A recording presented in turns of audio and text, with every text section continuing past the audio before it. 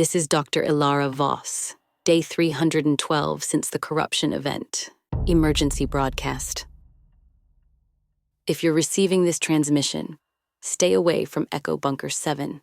What I thought was our safe haven has become ground zero for something far worse. 18 days ago, I made a critical error in judgment. Subject P413 had been being contained in our maximum security biochamber for 38 days, after I managed to recapture her through a risky expedition.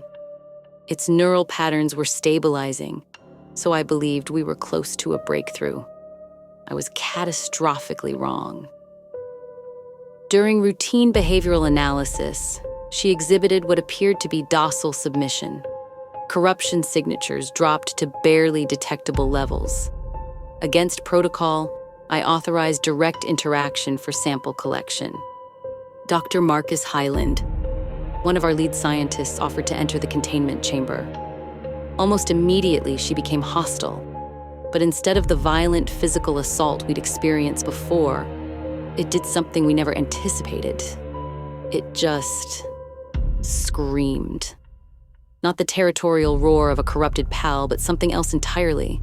A frequency that seemed to bypass the ears and strike directly at the brainstem. Marcus collapsed immediately, convulsing his neural pathways I'd never seen activated across his cortex readings. Within 6 hours, Marcus had developed the red-eye discoloration. But he wasn't feral like the corrupted pals. He retained his intelligence, his memories, his personality, which somehow made it infinitely more terrifying. The infection doesn't transform humans the way it does pals. It evolves us. Marcus became patient zero of what we're now calling the human strain. His cognitive abilities didn't diminish. They amplified. His reaction time increased threefold, and his problem-solving capacity expanded beyond anything we'd measured. But with these enhancements came an insatiable need to spread the condition. Not through violence, but through persuasion and manipulation. He began speaking to other bunker residents, his arguments unnaturally compelling. Within 72 hours, 12 more had voluntarily submitted to exposure. They formed what they called the Collective, a group that claimed the corruption wasn't a disease but the next step in human evolution. I've sealed myself in Lab Section C with the 6 uninfected survivors. The Collective hasn't tried to force entry. They don't need to. They know we can't stay isolated forever. They're patient now, calculating. They speak of unity, of shared consciousness, of humanity's potential, unleashed. But I've seen the brain scans. The neural webbing spreading through their gray matter isn't human anymore. As of 3 days ago, P413 is no longer in containment. The Collective simply opened its chamber and walked it out like a pet. They're using her to accelerate infections across the archipelago, but now they're targeting human settlements specifically. The corruption was never about making pals stronger. It was about creating a bridge, a way for something ancient and alien to merge with conscious beings. The pals were just the testing ground. Echo Bunker 7's defensive protocols have been compromised from within. Our safe haven is now an infection vector. The Collective is broadcasting coordinates to survivor settlements, inviting them to evolve with open arms. I'm implementing the Omega Protocol in 36 hours. If I can't find a way to reverse the human strain by then, I'll trigger the bunker's nuclear failsafe. It's the only way to contain this before they establish what they call nexus points across the remaining human territories. To any survivors receiving this, the corruption doesn't just want to survive anymore. It wants to think. It wants to plan. It wants to become us while making us become something else entirely. The corruption was just the beginning. The true horror is what we're willingly becoming. This is Dr. Elara Voss, possibly making my final log. The question isn't whether humanity will survive the corruption. It's whether what survives will still be human. End transmission.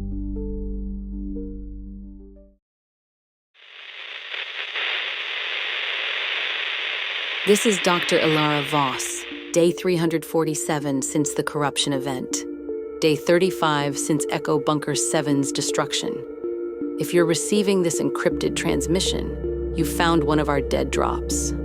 The coordinates embedded in this message will lead you to Alpha Stronghold, but only if you can prove you're still uninfected. 35 days ago, I made the hardest decision of my career. With the Omega Protocol armed and 12 minutes on the countdown, I couldn't bring myself to detonate. Not while there were still 6 uninfected survivors trapped with me in Lab Section C. Instead, I triggered the emergency ventilation purge system, flooding the bunker with concentrated neurotoxins designed for PAL sedation. It bought us 18 minutes, enough time to reach the emergency sublevel tunnel and activate the deep core escape pods. We barely made it out before the failsafe engaged automatically. Echo Bunker 7 is now a crater, along with the collective and hopefully P413. But I know the human strain is spreading faster than wildfire. The 6 who escaped with me, Dr. Sarah Kim, our xenobiologist, Reno Torres, security chief, Chaz Anderson, our agricultural specialist, twin engineers Jake and Amy Waters, and surprisingly Cash, a former bounty target who'd been in our holding cells when the outbreak began. We also managed to evacuate 24 PALs from our uncontaminated sectors, including several breeding pairs critical for species preservation. Alpha Stronghold sits at Frostbitten Isle, a place so remote and resource-scarce that even pre-corruption, it was considered uninhabitable. That isolation is now our greatest asset. The base operates on 3 core principles I learned from our failures at Echo Bunker 7. 1. Compartmentalization. No single facility houses more than 8 individuals. Our network consists of 4 micro-bunkers connected by underground tunnels, each capable of independent lockdown. 2. The PAL protocol. Unlike our previous research, we're not studying PALs. We're learning from them. Uninfected PALs seem to possess an innate resistance to the human strain's psychic influence. Dr. Kim theorizes their neural simplicity actually protects them from the cognitive hijacking that makes humans vulnerable. 3. Behavioral screening. We've developed a detection system. The human strain retains personality and memories, but infected individuals exhibit 3 consistent markers. They never sleep alone. They ask unusually specific questions about bunker population and defenses. And they show an obsessive interest in our PAL breeding programs. But the real concerns came 3 weeks ago when we encountered our first human strain scouts. They found our location, just as I knew they would. But instead of violence or infiltration, they simply waited. For 7 days, 4 infected individuals sat just beyond our sensor range. They didn't attempt to breach our defenses or call for reinforcements. They were studying us. On day 8, one approached the main gate. It was Dr. Vera from Sector 12 Research Station, someone I'd known for 6 years.